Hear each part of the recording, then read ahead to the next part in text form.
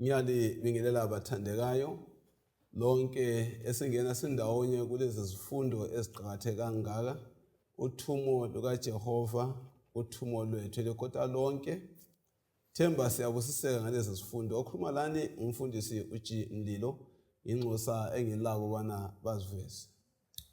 Salibonani bathandekayo ngegama lenkosi yethu uJesu. Siyabonga ukuthi inkosi sigcinile ukubana sihlangane kulesi sifundo. Okhulumayo ngumfundisi uMiladube. Salibonani balaleli lababukeli. Sibonga umlimi ngokusihlanganisa kusona lesi sifundo. Okhulumayo nguRuben Ngwenya. Ngiyalibingelela lonke ngegama lenkosi yethu uJesu. Sibonga umlimi osipha amathuba ukubana sifunde ilizwi lakhe sindawonye. Okhulumayo nguNozinhle Ndlovu.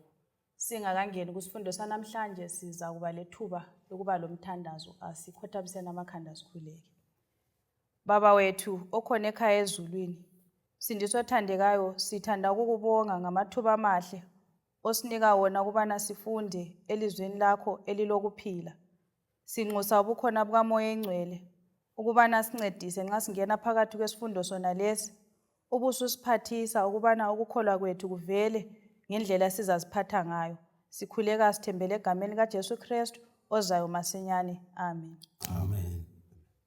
Siyabonga bathandekayo ukuhlangana njalo kulesi sifundo saleli iviki. Singakaqali ukungena kulesi sifundo, vumani samukele uRuben Ngwenya ophakathi kwethu namhlanje. Amen. Yes, siyakujabula bana ube ingxenye yethu okwezinsuku lezinyanga neminyaka elandelayo nxa kuvuma. Isifundo sethu saleli iviki bathandekayo sithi sona uthumo lwami kumakhelwane wami. Uthumo lwami kumakhelwane wami. Lezi zifundo mahlabezulu izifundo esizifunda sisenza ulutho oluthize. Sikhumbule ukubana siqala lezi zifundo kwaqala ngendaba yabantu ababehlala emhlanganweni kodwa abanye lokho becwila phakathi kodaka olubagubuzela. Kasidingi ukubana silokho sixoxa sikhanda amacebo singasebenzi. Kuhle sisebenze. Lizakhumbula ukubana kulezicelo zemithandazo esilazo kubantu abathize.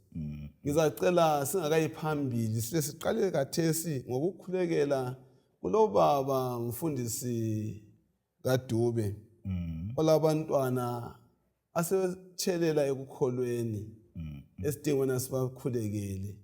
Lo munye futhi laye olomama into asamanga kakuhle. Sicela nje kumsuzana olutshwana sike sibanikele enkosini. Siyabonga balaleli babukeli, asikhuleke nini. Baba wethu osezulwini, kuhle ukwenza okuhle njengalokho usinike uthumo. Okunye sikwenzayo yilokho ukuthi sikhulekele abanye bethu. Nangu umama uyacela ukuthi abantwana bayatshelela ekukholweni. NguKristu kuphela ongabanqanda. Sicela Nkosi amadimoni akhathaza yanqotshwe ngoJesu Kristu. Sithi baba njalo umama setshelele ekukholweni, baba kuhle ukukhonza ndawonye. Siyanxusa ukuthi lapha abakhona besizwa lesi sifundo kakubagcine, kubanqande, kubaqinise, kubanike ukwazi ukuthi sinqoba ngoJesu. Siyakukholwa ukuthi baba nxa sikhuleka uyasizwa. Ngenela Nkosi kulesi zicelo. Banengi abadinga ukuthi Nkosi uphendule imibuzo abalayo, uphinde futhi basilise ngoJesu. Siyabonga siyakhuleka. Amen. Amen. Amen. Isifundo salamhlanje bathandekayo sithi sona uthumo kumakhelwane wami. Ngicela ubana usifundele indinyana yokufunda kwekhanda yaleli iviki. Luka 10 ivesi ingeka 27. Waphendula wathi, thanda inkosi uNkulunkulu wakho ngenhliziyo yakho yonke, langomphefumulo wakho wonke, langamandla akho wonke, njalo langengqondo yakho yonke. Njalo thanda umakhelwane wakho njengoba uzithanda wena. Siyabonga, Nthemba silalele. Asikhangeleni isihloko sethu sisona uthumo kumakhelwane kabani? Wami. Indinyana yokufunda kwekhanda layo ithinta ngothando. La mavesi asikhuthaza ubana njengamaKristu senzeni uthando lwethu kumdali kumele silubonakalise njani. Olobayo uyaveza ukuthi kulesimilo sikaNkulunkulu esivezwa ngalamavesi. Uthena uNkulunkulu uzamthanda ngenhliziyo, umthande ngempilo yakho, umthande ngamandla akho la ngengqondo yakho. Ngenye indlela isimilo sikaNkulunkulu luthando. Nxa ngimthanda uNkulunkulu, umuntu amdalileyo ngizamthanda. Ngeke ngimzonde uNkulunkulu ngithanda umuntu. Ngithanda umuntu ngizonda uNkulunkulu.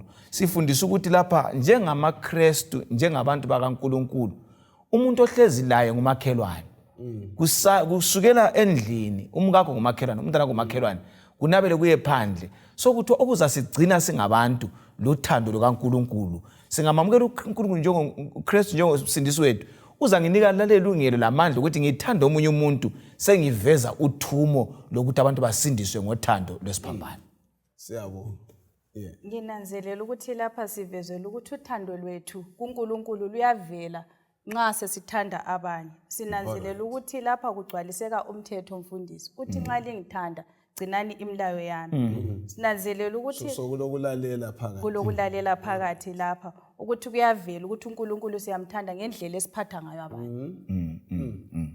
Yes, sizananzelela futhi ukuthi kule commitment ngoba lona anti uthando luyisenzo ukuthi kumele ukuthi ngenze ngathi ngiyakuthanda kodwa kungela lutho ngikubone abantwana kabaye esikolo mfundisi mina ngiyanelisa ukuthi mhlambe kunzizo yami kukhona okuseleyo okungancedisa abantwana baye esikolo kanguthandi ngoba nxa ngikuthanda kumele ukuthi ngibonakale ngokwenza isenzo sothando. Kumele ngibonakale ngokwenza sesonjani sothando. Kuyangithokoza ukubona ngizwe ukuthi yena uthando yokuzinikela. Yokuzinikela kwenhliziyo, yokuzinikela komphefumulo, yokuzinikela kwempilo yonke, kwengqondo zethu zonke. Yes. uPaul uthini kwabaseGalatia ngo5 verse ka14? Nxa eyivula ngiyambona lapho uNkulunkulu ufuna ukusinika intshukuntshu ukuthi lingathi liyangazi lingikhonze kodwa kungalazithelo zothando engaluveza esiphambanweni siyabe sisilela ngoba lapha ukhuluma ngokuthi nxa ngimthanda ingqondo yami izaba kuye nxa ingqondo kuNkulunkulu akuthandayo uNkulunkulu uzakuthanda nxa ethanda umuntu uzamthanda amandla amazaba kuNkulunkulu ngenye ngizasebenza umsebenzi kaNkulunkulu ngoba amandla ami akuThixo. Ungabala verse 14 umthetho wonke uhlanganiswa ngumlayo owodwa othi thanda umakhelwane wakho njengoba uzithanda. Thanda umakhelwane wakho njengoba unjani? Uzithanda. Kulabantu abathi bona hayi mina uNkulunkulu ngiyamthanda kakhulu. Kodwa ngesikhathi esifananayo kwesikhathi azayalele ukuyakudla isithebe ngoba ubani bangahlangana uyaphambuka endleleni. Sikubona njani khonokho nxa sikhuluma ngololu thando? Ngoba uthando sike sakuthinta mfundisi ukuthi luyisenzo. Now angeke ngithi ngiyamthanda umakhelwane kodwa aluba ngiphambana laye ngikhangele eceleni kumbe ngikhothama ngani ngibopha isicathulo kangisayitshengisa ukumthanda. Nxa ngimthanda uNkulunkulu uthi angeke ungithande mina ungathandi ongakaze ungibone usehle ukuthanda umakhelwane omaziyo. So kumele ukuthi ukumthanda kwami kutshengisele ngendlela engimphatha ngayo. Izindlela nxa kuyikuthi umakhelwane wami mhlawumbe segulelwa udinga usizo ngile mota kangingadingi ukuthi umakhelwane azothela ifuel. Nxa ngilayo mina kangingamele ukuthi futhi aze ngibiza kangihle mina nxa ukuthi ngibona ukuthi sokule ndingeko lapha kuphuthumisele esibhedlela ngihle ngithi makhelwane thatha umntwana simfakene emoteni simgijimisele esibhedlela ngingacelwanga ngoba ngitshengisa isenzo sothando ngoba uNkulunkulu uphila ngaphakathi kwami. Ngezindlela esikutsho ukuthi uthando kumakhelwane aluveli nje lufuqwa uNkulunkulu ngaphakathi kwami engilaye ngoba uNkulunkulu eluthando. So mina lami ngizatshengisela uthando uNkulunkulu angithande ngalo. Siyabonga ukuzwa amagama anje. uJohn 4 verse ka20 uyasivezela ukuthi hayi othi ngiyamthanda uNkulunkulu kodwa enjani ezonda umngani wakhe umqami njani manga. So kuhle bathande abana siluphile uthando. Asiyani phambili ngale indaba. Ngifuna usifundele uLuke 10 verse 25. Zawunanzela abana asoze sisuke encwadini kalokhu kakhulu. Yabe lokho sisekelwa ngamanye amavesi. Luke 10 verse 25. Verse 25. Yes. Ngesinye isikhathi isazi somthetho saphakama samlinga uJesu. Sabuza sathi, "Mfundisi, ngingenzani ukuze ngizuze ilifa lempilo engapheliyo na?" Asike singakakhangeli okuningi kuchazwa ngesazi umthetho. Kuyini singakwazi umuntu othi ayisazi umthetho umuntu onjani? Ngesilungu bathi nguloya. Right. Ummeli. Umuntu othi nxa kusiya emthethwandaba akumele indaba yakho azama ukuyicazulula ukuthi iphume kahle. Ngumuntu ofundileyo lo. Uza kuJesu ulemfundo yakhe kodwa lombuzo. All right. Kodwa mina okungihluphayo bafundisi labanye la yikuthi kuthiwa wayezomlinga. Right. Umbuzo lo kodwa ngumbuzo wesilingo. Ngenye indlela siphile emhlabeni sila abantu abanjalo. Kodwa isifundo sizositshengisa ukuthi imibuzo ikhona yebo ingazibuye ilokulinga kodwa imbuzo. So sifundo uba lo mbuzo ngendlela ulokukhathaza ukuthi ngifunde kangaka. Funa khathi ngizaphetha ngani empilweni yami. Kodwa bese buza umbuzo ukuthi ngingenzani ukuthi ngisindiswe. So ngenye indlela kukhona kwangani kamhlupha efundile kodwa kuhlala kuhle kuyamalela. Abese buthi ngiyaphetha ngani mbona kunjalo. Siyabonga. Angikhangela yiphi imibuzo ethanda ukubuzwa ngabantu abaningi na? Njalo yophi umbuzo sibili osesiqongweni kule indaba eyabuzwa isazi umthetho? Sinanzelela ukuthi imbuzo mningi kakhulu. Abanye siyazibuza ukuthi singobani, kungani silapha, kwenzakalani lapho sisifa. Sinanzelela ukuthi yonke yona le imbuzo emqoka kulayo yonke kubana singenzani ukuze sizuze ilifa lokuphila okungapheliyo. Singenzani sizuze ini? Ilifa elingapheliyo. Usiphathisa njani imibuzo eza ngale indlela? Ngifuna sihlanganise legama alilethiyo laphana ukuthi imibuzo iza umuntu ekulinga. Edinga ubana kufake ekhoneni. Sihlanganisa le ndaba ukuthi ngingenzani bana ngifumane umbuso ukuphila ongela kuphela. Singawubamba ngayiphi indlela? Mina engikuthola lapha ukuthi Yes. uKristu usinika isifundo esihle. Right. Ngoba umuntu uzolinga uKristu. Imibuzo yakhe ubuza into enhle yempilo naphakade. Ukuthi ngenza into empilo naphakade. Imibuzo iba khona ebantwini ibuye ingilinga kodwa sikufundela lapha ukuthi uKristu uyamamukela lo mbuzo wakho njalo. Ngoba ufuna ukutshengisa uthando ukuthi mntanami ngikuthanda unjalo ungana ungizwisisi. So esingakwenza thina ukuthi samukela abantu belembuzo yabo.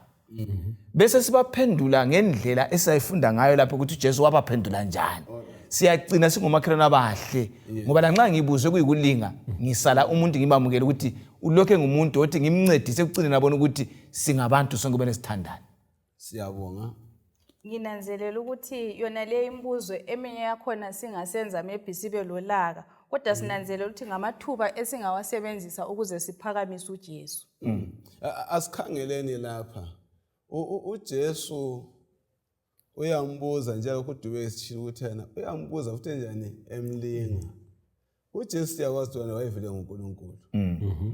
Nxa nguNkulunkulu ngulwazi lonke. Yeah. Kusobala ukuthi lo muntu yena wambona ukuthi lo uyangilinga. Kongamcatshelanga. Indlela amphendula ngayo isincedisa njani lathi uma siphendulana labantu ababuza ngendlela ezinje nxa sibafundisa? Sizananzela ukuthi uJesu nxa emphendula kumbe ngithi lubaba wayekhangelela ukuthi uJesu angaphendula njengoba echila umfundisi ukuthi wayemlinga abe sembamba ngamazwi akhe. uJesu uthatha umbuzo lwana awubuyisele kuye lubaba ukuthi kathi ubala njani. Ubaba lwana abe sebala kumbe abe semlethela lokho okuyimpendulo yombuzo ayewubuza uJesu. So okwenza ukuthi ekugcineni ufana lokuthi usezigwebile yena njengoba usazi womthetho. Now kwakungalula ukuthi afake impendulo engayisiyo ngoba i-dignity yakhe lo kwakuzamlahlekela. So uletha impendulo. uJesu ngezindlela usifundisa ukuthi nxa sihlangana lembuzo kasingaziphi impendulo yethu thina ngoba iza kwenza ukuthi siziphakamise. Kasibuyisele abantu ebhukwini lamabhuku okuliBhayibheli ukuthi kanti uNkulunkulu yena uthini, impendulo kaMlimu ithini ngalombuzo engiyabe ngilawo. Siyabonga kakhulu. Iyathathekisa indaba le mfundisi ukuthi lapha njengabalandeli bakaNkulunkulu balaleli lababukeli kudingakala abantu abalokuhlakanipha. Njengoba babetshila ukuthi wayengagijima amphendule ngoba imbuzo i-answer wayelayo. Yes. So lathi ekusebenzeleni abanye siyakudinga ukuhlakanipha. Yeah. Siyakudinga kwenzenjani? Ukuhlakanipha. Mfundisi. Akutshoyo lapho umntanami ukuthi uJesu nxa elandwa ngubaba ofundileyo wasebenza ngesilungu esithi opportunity thuba leli ukuthi aveze ukuthi uJesu luthando la nxa ulembuzo eminengi. Njengabantu ungahlangana lombuzo ukuthi la ndikhonza uJesu wamakhiwa. Right. Awuboni ukuthi likhiwa. Sebenzisa lelo thuba umveze uJesu lo ngothando lakhe singaphakami ngolaka. Ngoba umuntu omunye uyabeqinisile uphile ngaleyo ndlela wakhuliswa ngaleyo ndlela. So asebenzisa amathuba ukuveza ukulunga kukaJesu. Njengoba uJesu asebenzisa ithuba lokulingwa waveza ukuthi ungubani ngokuthi yena kathi ubala njani njengoba engumuntu obalayo. Waphinde wathi ngibale so kwathi khona kubalule yikomele ukukhona. Kwase kusiba indaba ephenduleke kuhle. Alright. Asike sikhangeleni lapha sisiya phambili. Akusifundele u1 Corinthians 15 verse 30 kuya ku32.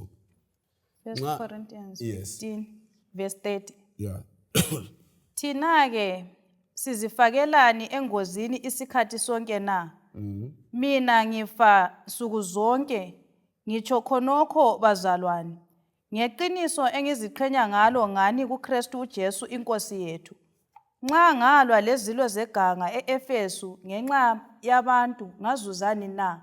Nxa abafileyo bengavuswa. Kasidleni sinathe ngoba kusasa sizakufa. Lingedukiswa. Abangane ababi bayasona isimilo esihle. Khumbulani ngezingqondo zenu njengokumele likwenze ligcine ukwenza izono ngoba kulabanye abangamaziyo uNkulunkulu. Ngitsho lokhu ukuba liyangeke. Ake sikhangeleni lapha bathandekayo. uPaul ulemicijobane eqhakathekileyo kuyaleve ephawula ukuqhakatheka kosindiso labanye abantu. Kuyini esikukhuphayo kwale verse sanibana ibalwe okuveza khona okungasiqinisa lathi kubana sibasebenzele abanye. Kule ngithande ipoint lapha khuluma ukuthi aluba kungakho ukuvuka ngezindlela nxa kuyikuthi ukufa kuyisiphetho uthi asidleni sijabule ngoba sizakwenza sisikhohle ngakho sizakufa. Ngezindlela mfowethu Paul uthi indaba inkulu kulalokho ngoba ngenxa yokuthi kuyavukeka kuthi ukuthi uNkulunkulu ukhona. uNkulunkulu nxa ekhona kuthi ukuthi akulobe ezwini lakhe kuqotho.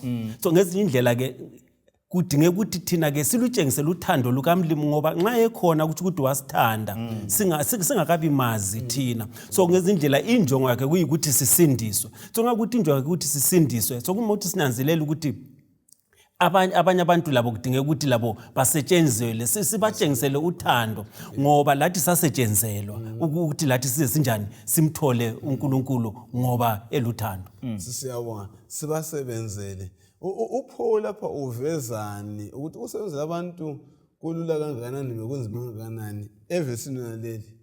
Akulula yikho eqamba lapho ukuthina ukuhlanganyela lababi kuyakuona right. So kumele ukuthi nxa sisiya ebantwini owamakhelwane sibe lekulihle elibanze elihlakaniphileyo ukuthi ngingagcinise ngidudulwa impilo yomhlaba ngisale ngingumKristu othanda umuntu ongasomKristu kodwa ngimdonsela kuJesu.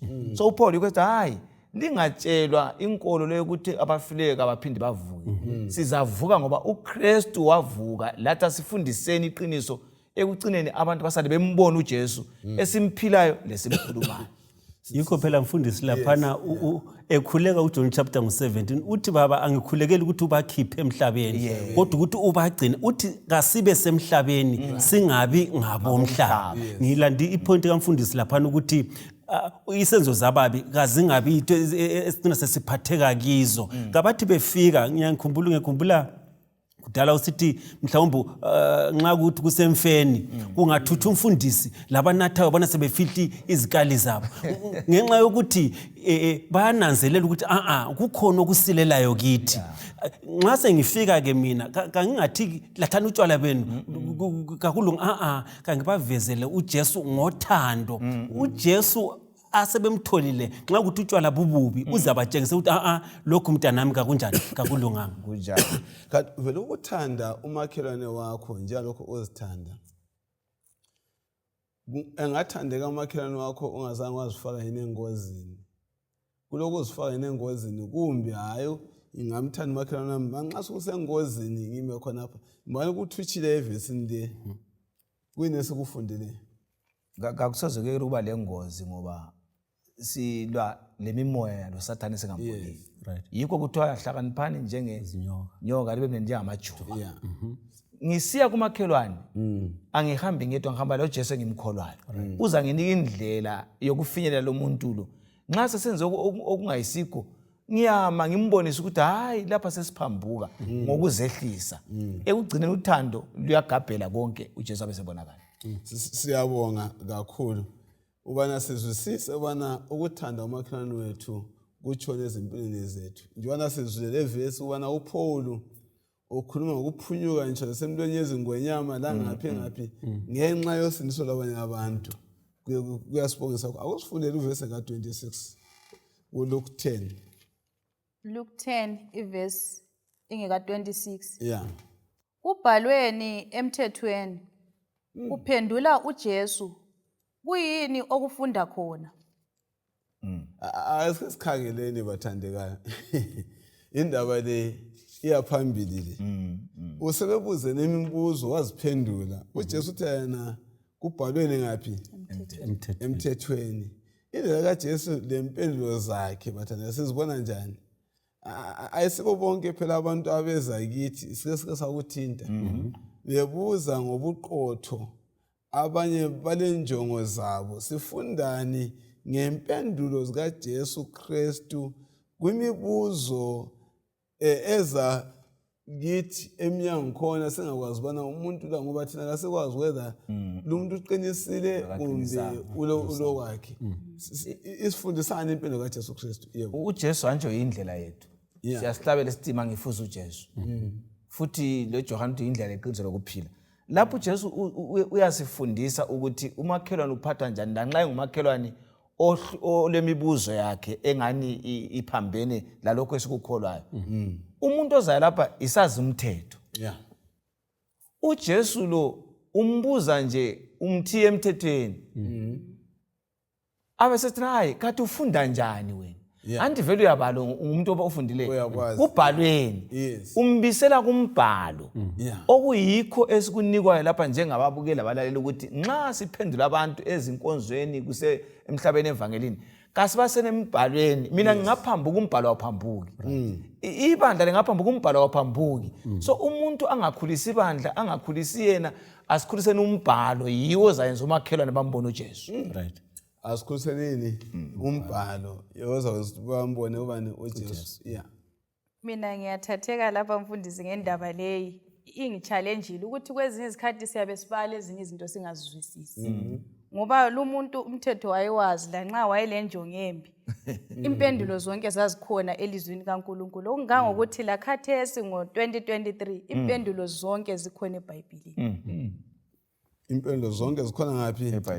eBhayibhelini. Akungifundele uMateyu 26 iverse ka56 ukusubala lo msebenzi u17 iverse ngelika 11. Mateo 26 verse 56. verse 56. Yeah. Kodwa lokhu kwenzeke ukuze kugcwaliseke imibhalo yabaprofeti. Khonapho abafundi bonke bamchiya babaleka. Umsebenzi 17 Verse 11. iverse ingeka 11. AmaBereya wona ayelesimilo esingcono kulaleso esamaTesalonika. Ngoba balemukela ilizwi ngokuthakazelela bayihlola imibhalo insuku zonke ukuze babone lokho uPaul ayekutsho kwakuliqiniso na. Siyabonga akudlule phambili ku 2 Timothy 3 verse 16. Nxa ivula Yeah. la sebaliwe mina babukela laleli ngihle ngisuthiseke ukuthi impendulo kaJesu iyomele yenziwe ngoba wonke athinta ngokuthi umbhalo. Indaba kayikho kunkolo ebandla. Yeah. Kayikho kunkolo yomuntu. Imibuzo esilayo iphendulwa ngumbhalo. Ukuthi abafileyo bangaphi umbhalo kulawo. Yes. Kathi indaba sihlupheka umbhalo kukhona. Kungani kule ndlala kukhona embhalweni. Kungani abantwana bengalaleli. So imibuzo esilayo iphendulwa ngumbhalo. Abantu bathola impendulo eziqondileyo. Angaqhubeka aqedise. Verse 16. Imibhalo yonke yaphefumulelwa nguNkulunkulu. Njalo ilosizo ekufundiseni, lokukhuza, lokuqondisa, lokufundisa ngokulunga. uJesu yena ongulizwi likaNkulunkulu owaba inyama kumibuzo yonke impendulo zakhe zazibuyisela ingqondo yomuntu ezwini kabani likaNkulunkulu. Lokho kusitshengisana ukuthi liqakatheke kangakanani iBhayibheli naleli. Jesu liqakatheke kangakanani? iBhayibheli elifana nayo uJesu uthi ngiyindlela leqiniso lokuphila. Ngezindlela nxa sifuna amaqiniso siwathola eBhayibhelini. Nxa sifuna indlela anti umbuzo lapha wembuzo uthi ngingenza njani ukuthi ngize ngisindiswe. Nxa ngifuna ukusindiswa indlela eyayikusindisweni ngiyithola eBhayibhelini. Yes. Nxa uNkulunkulu unguye bakhe lothando lwakhe ngiluthola futhi eBhayibhelini. Yikho phela lapha sitshelwe ngamaBereya. Ukuthi babehlakaniphile kulabesethisalonye ngoba usithi kungabalwa laphana. Ufundise kumbuchumayele nangasifika ngekhaya babuyele embhalweni ukuthi bayekonfirma bahlola ukuthi lokho esikutsheliweyo kuliqiniso. Ngezindlela asifanele ukuthi seyamise ukukhola kwethu kumfundisi kumbe kumthungameli angachumayela kasiyeni ngekhaya ngoba lapho kusemthonjeni wolwazi siyehlola ukuthi sibone ukuthi lokho kusikutshelwe kuliqiniso ngoba iqiniso litholakala eBhayibhelini. Yes. Khona ngifuna ukukhuluma kulokho. Yikho amavesi la esithena eyakuqala ethe kwenzakala konke ukuthi kugcwalise umbhalo. Right. So indaba yombhalo itshengisa ukuthi isiKristu usindiso impilo yomuntu iyaphethwa ngalokho kubhalwe embhalweni. So umakhelwane ongilaleleyo lo makhelwane engilaye lapha sonke sizaba lothando singabuyela embhalweni. Sikhulisane simazi uThixo sindiswe. Right. Ngokuncane kumele sixwaye amafilosofi abantu sixwaye ngisho lemibono yabantu ethanda ukwehlisa iBhayibheli. Ancho 119 umahubo ivesi lapha ngo105 uthi ilizwi lakho liyisibane liyikukhanya endleleni yami. Umbhalo iwothungamela umuntu esuka lapha emhlabeni siye ezulwini. Umbhalo yiwo ocacisa umuntu kudala kwakhe lempilo yakhe. So inkolo ezilethwa ngabantu asebefunde bamonyula ukubhala kombhalo azisindisi kodwa singayamela izwini ngoba kuthiwa alikho elinye igama esithi ngaphandle kukaJesu. uJesu lo uchasiswa ngumbhalo ngoba nguye owalolwayo nguye okhulunywayo. So kuqakathekile sikwazi ukuthi imfundiso ezingekho eBhayibhelini ziyasifikisa endaweni engayisiyo kaThixo but kweyama eBhayibhelini kuyasithatha kusisekhaya ezulwini. Siyabonga. Ukungezelela khona lapha lona leli lizwi limi kuze kube laphakade. Laba ababalayo sungamuzwa ngelila ngesithi sengithola okunye kodwa iBhayibheli lihlezi lifana. Alitshintshi. Okunye ukuthathekisa futhi ufundisi ungakhangela ama philosophers amabhuku ababhalayo uzwa kule second edition le third edition Yeah, kuthi yeah. ukuthi Kuyaphila. i-second si-expire sokule yinye information esiyithola esiyifaka ku-fourth edition kukanti leli bhayibhili alilama editions Yeah. elikukhuluma izolo yikho elikukhuluma lamuhla yikho eliza kukhuluma kusasa Sasa. Yo, siyabonga indaba enjalo eqakatheke kangaka. uJakobe ngo-2 verse 17 to 22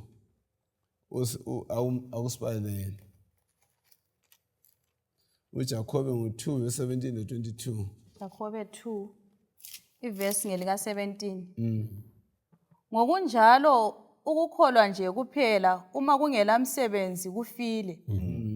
Kodwa omunye uzakuthi wena ulokukholwa mina ngilezenzo. Ngitshengisa ukukholwa kwakho kungela zenzo. Njalo mina ngiza kutshengisa ukukholwa kwami ngalokhu engikwenzayo. Sifike ku 22. Uyakholwa ukuthi kuloNkulunkulu oyedwa kulungile lamadimoni ayakukholwa lokhu njalo ayathuthumela. Wena ndoda eyisiwula ufuna ubufakazi bokuthi ukukholwa okungela msebenzi kuyize na? Kanje ukhokho wethu uAbrahamu kakubalwanga njengokulungileyo ngenxa yalokho akwenzayo lapho anikela indodana yakhe uIsaka e-altareni na? Liyabona ukuthi ukukholwa kwakhe lezenzo zakhe kwakusebenza ndawonye. Njalo ukukholwa kwakhe kwapheleliswa ilokho akwenzayo. Njalo umbhalo wagcweliseka othi uAbrahamu wakholwa uNkulunkulu njalo kwabalwa kuye njengokulunga. Siyabonga bathandekayo. Walamavesi asandukubalwa kathesi ahambelana njani lamazwi kaJesu awatshela isazi umthetho na? Asandukubalwa kathesi. uJakobe usivezela ukuthi angeke ngithi ngiyamthanda umntanami ngingamenzeli lutho. Ngeke ngithi ngiyamthanda umakhelwane esikhulume ukuqala kodwa ngihlala kuphela nsuku zonke sikhulumisana kubi. Uthena nxa ngisithi ngiyathanda umuntu kuzaba lezenzo ezikhanyayo engathi mina izithelo. Yeah. So uJesu uyakhuthaza lapha ubaba ukuthi hayi njengoba umakhelwane usukhuluma ukuthi uthanda umakhelwane wazithanda. Hambe kwenza phela kumakhelwane khona okuthando lukaKristu othi uyalazi. Mina okunye kundithathekisile lapha kade kufundwa ukuthi abantu abaningi kuthiwa ulwazi balalo olokuthi kumele ayenzeni kodwa kasikuphili. Yeah. Right. Asisindiswa yikwazi, sindiswa yikwazi lokwenza. Ngingakwazi ukuthi kumele ngiyechumayela, kumele ngiyekwenza. Ngakwazi kumele ngiyekele ukuthatha into engasoya, kumele ngiyekele ukuthatha. So ukwazi kungala kulalela kulokho osengikwazi kakungisindisi. Ikho lapho nje kwathi hayi ukukholwa ungazi kufile ngoba uyasathi ngumKristu kodwa umKristu wakho akaphilisi iKristu sakhona. UngumKristu ka. Yikho kundase ukuthi lapha siyakhuthazwa abalaleli babukela ukuthi asibeni ngabantu abathi sifuna ukuya ezulwini liqiniso. Siyafuna umbuso wezulu. Kasiphileni okombuso wezulu sisemhlabeni ukuthi sithatheke siye ezulwini. Okunye njalo singathandi ngomlomo. Yeah. Ukuthi ngithi ngiyakuthanda ngiyamthanda umakhelwane. Njengoba umfundisi sisitsho kungela zenzo. Sizananzela lapho ukuthi uthi uJesu uthi uma lingithanda gcinani umyalo wami. Uma lingithanda. So ngezindlela nxa sithanda lo esimthandayo kulezenzo ezithile ezihambisana laye esimona ukuthi sizenze. Kulokuthile nxa ngisithi ngiyamthanda uJesu kodwa ngibonakala ngisenza okuphambene lalokho akutshoyo ukuthi uthando lami kalunjani kakaluphelelanga. Yes. Now ngilandela inkulumo osandubana uyilethe ekuthinta kakhulu ngokuthanda umakhelwane wakho. uPhilip 2 verse 4 kambe ungalandela kangakanani amazwi akaPaul esiwafumana kwale verse yokuthanda umakhelwane wethu. uPaul lapha yena uthini? Philip 2 Yeah. ivesi ngeka 4. Lo wenu kangakhathaleli inzuzo yakhe kuphela. Yeah. Kodwa akhathalele lenzuzo yabanye. Lo ngangakhathalele ini inzuzo yakhe inzuzo yakhe njani kuphela. kuyaxhumana yini lesihloko sethu? Yeah. Uyatsho ukuthi kumele nxa ngiphila ngikhathalele ukuthi ngizuze ngenze lutho kodwa hathi mina ngedwa. Ngicabanga umuntu oseceni kwami ukuthi ufune engxenye kala mathubo ukuthola engusengutholile. La ngimsize ukhuthaza ukuthanda umakhelwane lapho Paul. Ukuthi ungakhohle ukuthi umlimi angakubusisa ukhona ongabusiwa njengawe. Lawe ngoba isandla ungenze njalo ulothumo kumakhelwane lokuthi xa afuna sikwenza uze sisindiswe sonke. Ukukhumbuza enye indaba mfundisi ukuthi kuthiwa kulomlimi owayehlala esehluleka umlimi umakhelwane wakhe wayengalanzuzo yena alime kodwa isivuno sibe nilutshwane. Wazi kwathi omunye umlimi omkhulu wamtshela wathi hayi ukuthi uzuchaya isivuno ncedisa umakhelwane ukuthi anjani alime anti kule science bathi kule cross pollination. Now kwathi kusukisa umnyaka umakhelwane alima ngawo yena wazuza okunengi kakhulu ngenxa yokuthi izithelo zikamakhelwane zazincedise zakhe ukuthi zinjani zithele ngcono. Ngezinye indlela ke kudingeka ukuthi nxa sikhula asikhuleni labo makhelwane bethu sikhule labanye singakhuli thina sodwa ngoba ukukhula kwabo kuyikukhula kwethu. Siyabonga bathandekayo. Akukhangelele uvesi ngo 27 no 28. Verse 27. No 28. Waphendula wathi, thanda inkosi uNkulunkulu wakho ngenhliziyo yakho yonke, langomphefumulo wakho wonke, langamandla akho wonke, njalo langengqondo yakho yonke. Njalo thanda umakhelwane wakho njengoba uzithanda wena. UJesu waphendula wathi, uphendule kuhle, kwenze lokhu uzaphila. Siyawonga. Ake sikhangeleni ke mase siqathanisa lempendulo yesazimthetho. Nxa uqathanisa amazwi kaJesu Kristu lempendulo yesazimthetho kuyini esiphuma lakho la? Isazimthetho saletha amazwi kho ayelotshiwe eBhayibhelini. Yes. Lo Jesu wasithi wala amazwi wakhuluma yiwo phela ayakwenza usindiso.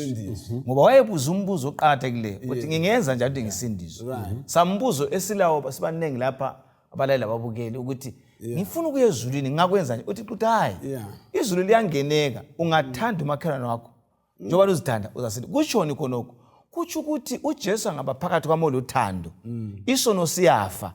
Umuntu wonke ngimbona edinga uJesu engizamtshela ngaye. So impendulo kaJesu yomfana lo uJesu wathi uphendule kuhle yiwa amagama aza kwenza usindiso ungahamba uye kwenza. Kodwa uhlupho esinenge esilala lathi ukuthi siyawazi amagama abhalwe eBhayibhelini. Siyawabala. Siyazi imithetho. Kasiphili yikho ethi hamba kuye kwenza. Lami ngicela ukuwathatha amazwi angithi balalela babukeli. Njengoba sazi umthetho lechumi leBhayibheli silazi sisiyeza inkozweni asambeni siye kwenza akutshoyo ukuthi sisindiswe. Okay. Njalo sizananzelela ukuthi uthando luyisona isisekelo sombuso kaNkulunkulu. Yikho sinanzelela ukuthi isifundo sethu salamhlanje balaleli lababukeli seyeme sigxile sanaba othandweni ngoba yikho phela sithi lo thando lususa ukwesaba. So nxa kuyikuthi isisekelo siluthando uNkulunkulu yena eluthando. So kudingeka ukuthi uthando ukuthi ngendlela singathi lu contagious kumele ukuthi luthelelwane. Ngingakuthanda la ngikuthanda uluthele lomunye ekugcineni siza kuba munye. Njenge flu. Ukukhuluma. Nginanzelela ukuthi mfundisi ifoundation ingaba right zonke izinto ziyaba right. Ungananzelela lumuntu iBhayibheli wayilifunda njengoba umfundisi echila ukuthi ukufunda siyafunda. Siyadinga ukuba lenkambo lomnikazi wothando ukuze kuvele lokho. Ungananzelela abanye siyazama ngamandla ethu ukuthi senze lo makhelwane okuhle bese sicina sesidinwa ngoba sithethe emthonjeni ongayisibo. So singaya kuJesu Kristu uNkulunkulu ngokwakhe uzasifundisa ukuthanda. Alright. Ngile silelane engihluphayo balalela babukeli ukuthi ilizwi lapho umlobo uthena ukuthanda abanye njengoba uzithanda wena. Right. Kambe siyathandana yini emabandleni esingena kuwo? Siyathandana ezimulini esisuka kuzo. Awuzakuzwe kuthiwa umuntu lo wafaka abakhulumisana. Uthi uthena izulu kalingeneki sikhuluma ngaye ngokuhlabela eChurch loku-attend ama-services izinkonzo zonke kodwa ngale emva singathandani. So sizokhuthaza ukuthi engathi mina isisekelo sikaNkulunkulu sombuso kaNkulunkulu lothando. Singaba lothando kuza kwenza ukuthi ngisuke ngiye tshela omunye ngoJesu, ngisuke ngiyelimela omunye, ngisuke ngiyencedisa omunye ngoba ngifuqa lothando oluyiso isisekelo sombuso kaNkulunkulu. Umhlaba lo ungaba njani sisithi uma uphila ulandela lesi sisekelo esimbaxambili? Ungaba njani? Ubungaba umhlaba omuhle kakhulu ngoba anti umfundisi lapha uthi nxa sengimele ukuthi ngithanda kumele ukuthi ngikotshozo, kumele ukuthi ngize ngiyecelwa. Alisilo loliyana. Uthando kumele ukuthi luphuphume ngaphakathi. Lusuke ngaphakathi wenza njengalokhu uJesu wenza ngoba uJesu antu ngithandile ngezindlela esikutshoyo balaleli ukuthi nxa kuyikuthi omunye umuntu wasebenza wangithanda ukuthi ngitholwe inkosi lami ufuna ukuthi umakhelwane wami ngimthande ngoba anti umthande njengoba lokhu uzithanda kumele ukuthi ngoba ngifisa ukuthi ngibe sezulwini right like angifise ukuthi abe sezulwini ngoba ngenza lokho engizenzela khona mina kumele ukuthi lami ngiyemsebenzela ngimtshengisele izenzo zothando ukuze ambone uJesu kimi. Siyabonga. Yes, siyabonga kakhulu. Akungifundele uGalatia 5 verse 14 lo Micah 6 verse 6 kuya ku8. uGalatia 5 verse 14 nxa siwabona lama verse ngicela sibe sicabanga ukuthi lama verse aqinisa njani lokho uJesu asitshela khona esikathi sikhuluma ngakho. Aqinisa njani lama verse siwakhanye ngokwananzelela kakhulu uGalatia 5 verse 14 lo Micah 6 verse 6 kusiya ku8. Galatia 5 iverse lingelika 14. Umthetho wonke uhlanganiswa ngumlayo owodwa othi thanda umakhelwane wakho njengoba uzithanda. Bamba khonapho utheni laba bathandekayo umthetho wonke onjani? Uhlanganiswa ngamazwi lawo. Othanda angithi? Yes. Ngenye indlela kungakutsho ukuthi umthetho ususiwe. Kuthiwe uhlanganiswa. Ukhona. So nxa ukhona umthetho wonke ufika lapha ubambane khonapho. Umuntu ongathi umthetho kawusekho lamazwi uyabe sebalahla lawo futhi. Avela kuJesu umnikazi womthetho. Alright. Awuyiqedisa ivesi lakho ubambe endleleni sa. Verse 14 ibisiphelile. All right, okay. Ivesi elandelayo Micah funa esayivula ngibona idinga lapho. Yes. Akutshoyo umlobi lapha ngamazwi kaJesu la akhulumayo ukuthi umthetho esiyaziyo lena simthetho le10. Ungabuyela ngale kuMateyu 22 verse 37 kuseya kufika ku40. uJesu la futhi uyaphinda athi yena ebuza ukuthi uphi umthetho omkhulu. Athi hayi imithetho mibili. Kodwa amibili ayikhuluma imithetho le10 la ikhuluma kuqala enika uMose. Uthi wakuqala yiwo uthanda uNkulunkulu ngenhliziyo yakho yonke ingqondo yakho yonke. Owesibili ngothanda umakhelwane njengoba uzithanda. Yikho akuphendula kulo ujaha lapho ukuthi nxa usithi wena uyawufuna umbuso wezulu ubuyele emthethweni. Ngoba umthetho nalwana wonke ingu10 ikhuluma ngothando, ukhuluma ngembaxambili. Uthando kuNkulunkulu uthande ebantwini. So umuntu athanda uNkulunkulu kamzondo umuntu umakhelwane wakhe. Umuntu athi uthanda umakhelwane umlima umzondo ungathona anginandaba lokukhonza kodwa ngithanda umkami awumthandi. Ngoba ukuze umthande kumele uqale wazi umlimi wakunika umkakho. So umlimi ufuna ukusivezela ukuthi as long usilothando ngembaxambili ukuthi ngilothando kuNkulunkulu ndiyakuthanda ebantwini yisi siKristu yikho ukusindiseka ngoba siphila okuyikho esithi na ifoundation insika yegovernment kaThixo. Micah 6 iverse lingelika 6 kusiya ku8. Right. Kuyini engiza kuza lakho phambi kukaJehova? Hallelujah. Ngikhothame phambi kukaNkulunkulu ophakemeyo na? Ngizakuza phambi kwakhe ngilomnikelo wokuchiswa, ngilamathole alomnyaka owodwa na? uJehova angathokoziswa zinqama eziyinkulungwane, izinkulungwane ezili10 zemifula yamafutha na? Ngizanikela izibulo lami ngenxa yokona kwami, isithelo somzimba wami ngenxa yesono somphefumulo wami na? Ukutshengisile wena muntu okuhle, uJehova ufunani kuwe na? Ukwenza okulungileyo lokuthanda umusa kanye lokuhamba ngokuzithoba loNkulunkulu wakho. Sizwe sithini livesi? Ivesi yokugcina la izo uqala ngokuthi athena kambe ngingathokoza umlimi ngokunikela. Kambe ngingathokoza umlimi ngokuhlabela ngokuchumayela. Athi hayi kodwa uthanda umuntu olalelayo, olozwelo, kubuyela kuthando. Nxa ngilothando ngoNkulunkulu ngingakanikeli ngizabaphila impilo yokuveza uthando. Okwenza ngiyenikela ukuphuphuma kothando. Angenzela omunye umuntu. Ufuna ukukhuluma ngweni. Khonapho uthi ngitsho lokuhamba uthi ngizahamba ngokuzithoba. Asuze ngiziphakamise. Esikhathini esiningi sizathola ukuthi uKristu abantu bagcina bengamzwisisi nxa singahamba ngokuziphakamisa. Kudinga ukuthi sizehlise.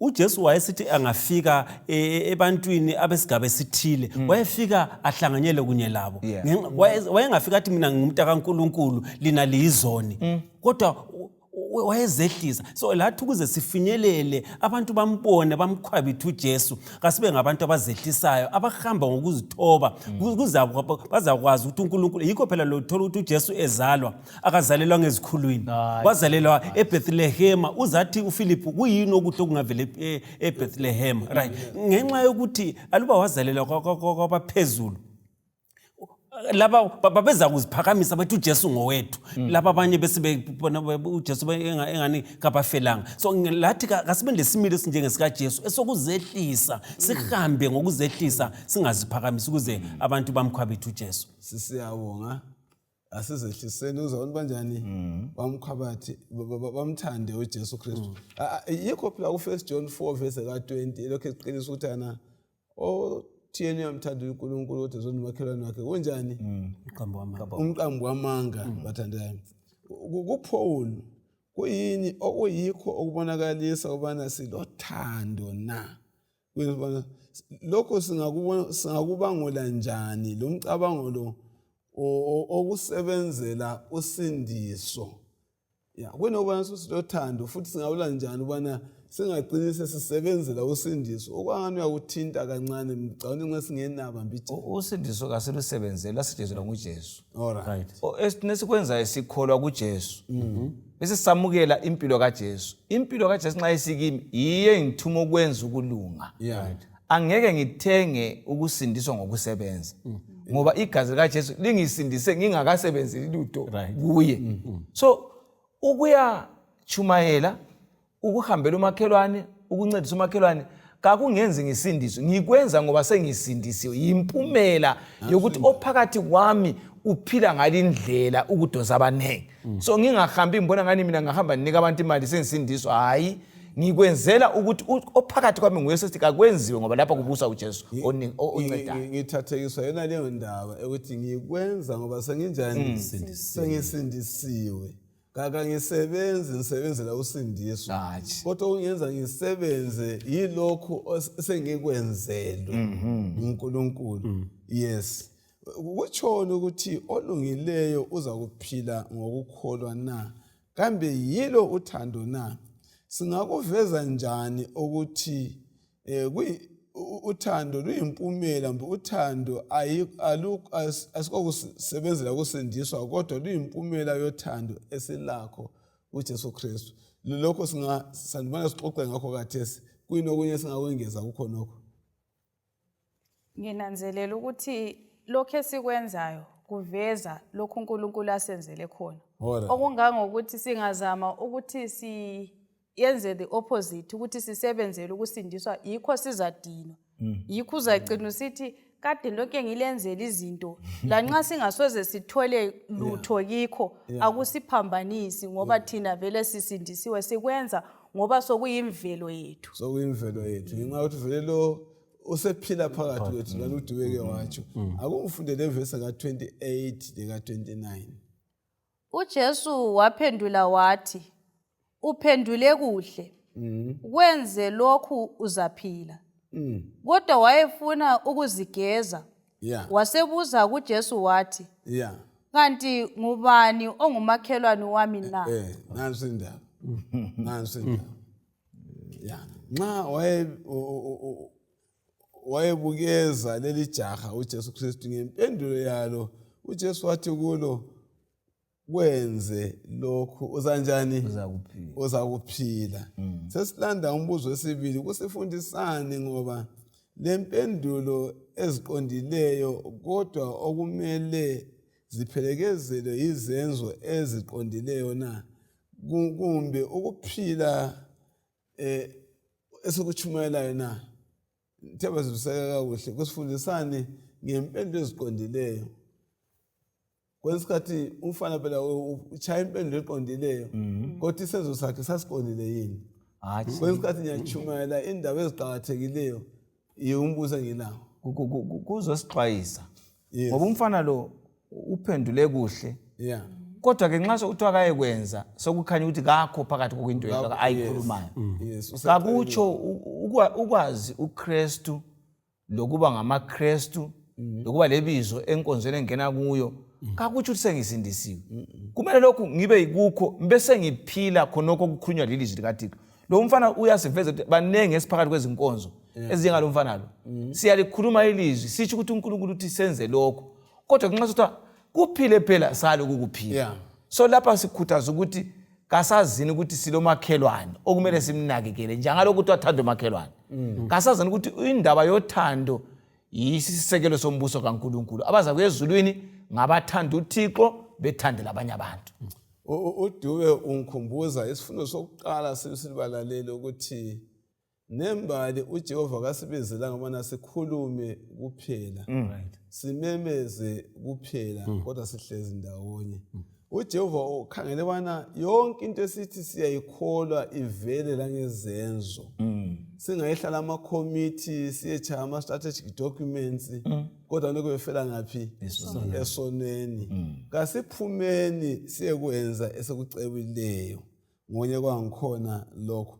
Umbuzo lo wesibili ngubani umakhelwane wami esifana ku Luke verse 10 lo 29 uma usehla ngamavesi u30 ku37 singayifunqa njani lindaba njalo isifundisani impela ukubana uba ngubani umakhelwane wami na. Angithi siyakhumbula ukubana isihloko sesithana na Uthumo umakhelwane wami. Lapho uJesu seletha indaba kamakhelwane kaNdoda lo owesikhulu anti ndawonye. Wena lamavesi nxa siwafinqa awumSamariya kambe asifundisani ngodaba lokuthi kanti ngubani sibisile umakhelwane wami. Singananzelela uma embuza now uJesu nxa esebuza esemphe indaba leyana yomuntu owayelimele nxa esephendula kwaba nzima lokuthi athi ngumSamariya wathi owenza okuhle. Right, sizananzelela ukuthi umakhelwane kakulani le geographical area ukuthi ngithi umakhelwane ngolendlu eduze leyami. Lapho engithole khona umuntu odinga usizo ngumakhelwane. Kumbe ngimthole eHarare, kumbe ngimthole eBhinga, kumbe ngimthole ePlumtree, yena lowana muntu ekumele ukuthi ngimsize ngumakhelwane. Siyethini sibalekele ukuthini bese sisithi mina ngizasiza lowo engakhelane laye geographical ukuthi indlu yakhe iduzane leyami. Kukanti lapho engihambe khona kulabantu abadinga usizo enganelisa ukuthi nginjani ngibasize. So ngezindlela kuthi ukuthi yikho phela uJesu esithi asiqale eJerusalema sisiya ngezindlela lakho futhi ngingakayisize eHarare umakhelwane wami laye dinga ukuthi ngihle ngiqale kuye ngoba nguye umuntu engaziyo ukuthi kala sawudo nxa umuntu nxa engimele ukuthi ngimsize ngoba ngimele ukuthi ngezindlela sikhuthaza ukuthi asibe bazo makhelwane bethu ngisukusela kwengakhelane laye kwenza ukuthi nxa kulohlupho ngihle ngilunanze ukuthi kulohlupho lapha umfundisi ukwathi ukuthi nxa sesisiza kuphuma ngaphakathi sizasiza ngoba uJesu esibusisile. Amen. Kuyini bathandekayo okuvama kube imigoqo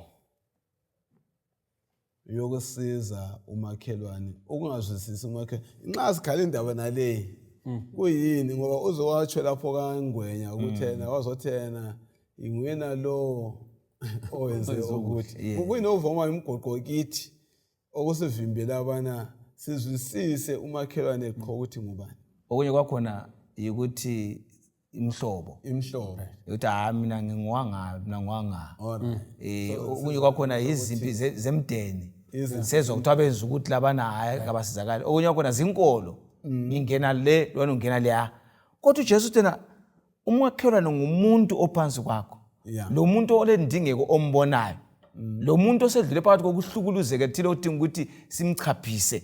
Wonke umuntu odwa umfana kaNkulunkulu nxa ephansi kwakho elendingeko ufinyelela noma ungumakhelwane wakho. Okunye mbonani kulezigaba esesizifakele zona kumphakathini esingathi ngamaklasi ngesilungu, ukuthi mina ngiseklasini ethile mhlawumbe kungenxa yemfundo, kungenxa yemsebenzi, bese kusenzakala ukuthi nxa kuyikuthi odinga usizo engekho kuklasi yami, hayi angizi ukumsiza, uzasizwa ngabeklasi yakhe. Usathane usekusebenzile utshilo umfundisi abantu ukuthi siphakathi kwempikiswano enkulu. Usathane uzasebenzisa iloba kuyini angakwenza ukuze uJesu isimilo sakhe singabonakali. Right, asikudilize isifundo sami size uzodiliza yona le imduli eyama classes, imduli yezindimi ukuthi mina ngolimo oluthile, imduli eyama cultures uzoyidiliza ngoba uJesu uthi akusela mJuda, akusela mGreek. Usizo lwethu uJesu weza phambi kwesiphambano, ngithi uthi phambi kwesiphambano umganga unjani uyalingana. UJesu uze ukuthi azosindisa lokufuna okulahlekileyo. Kungelani lamaklasi lemgoqo lesikhuluma ngayo. Siyabonga ukuzwa le ndaba bona ama-classes imgoqo, i-racism, tribalism, lezi zinto lezi ziba imigoqo. Umakhelwane wakho noma ngubani kungakhangelanga bana uvela ngaphi lo muntu. Babathandekayo, ngifisa bana nxa sisiyawuphetha le ndaba sibe lokuzinika insilela, challenge. Awuqale namhlanje ukuzipha ithuba lokukhulekela omunye umuntu, kumbe uzukhulekela nje lesitha sakho, khulekela omunye umuntu yena lo kanye wena maybe ngomhlobo othi uzothi naye kanjwana lale mhlobo, ngoba oyinjongo yakho nxa kuNkulunkulu ufuna bona kusindiswe njani bonke abantu.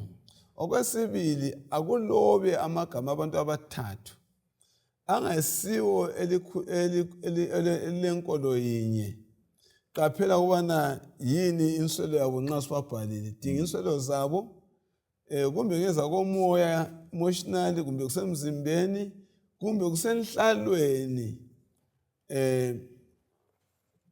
Nxa senze njalo ubalandelele insuku ngezinsuku bakhulekela sonke isikhathi. Yikho sikafisana sikwenze bathandekayo njengabantu bonke. Nxa sakwenza njalo inkosi esiphathiseke sawuvala kathesi sinxuse umfundisi wakadubana asinikele enkosini. Siyabonga uma sikhulekayo sikhumbule ukuthi isenzo sonke esihle esenziweyo uThixo sibona siyisenzo asenzileyo esebenzisa umuntu asambeni siyesebenza. Sikhuleke nini? Baba wethu osezulwini, siyabonga amathuba amahle okusikhumbuza ukuthi wehla ulanda thina sibalekile wasenza umakhelwane bakho ngegazi lakho.